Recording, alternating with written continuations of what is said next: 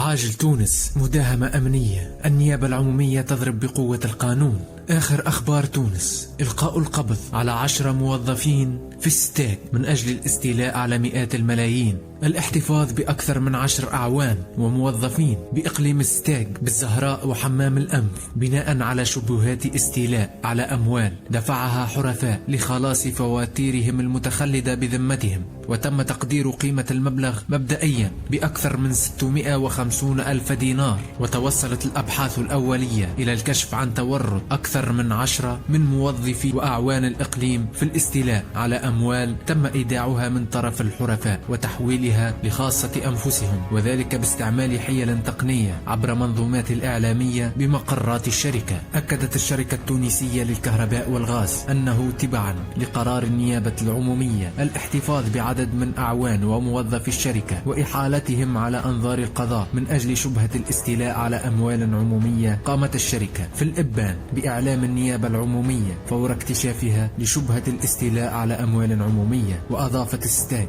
في بلاغ لها أنها أجرت تدقيقا داخليا في الغرض واتخذت على إثره كل الإجراءات القانونية اللازمة. وأكدت أيضا أنها تقوم بكل ما في وسعها للتصدي لمثل هذه التجاوزات ولن تتسامح مع مقترفيها، مجددة حرصها على حماية المال العام وخدمة المصلحة الوطنية والتزامها بإحالة كل الملفات المتعلقة بمثل هذه التجاوزات على القضاء، دعما للجهود الوطنية الرامية لمحاربة الفساد.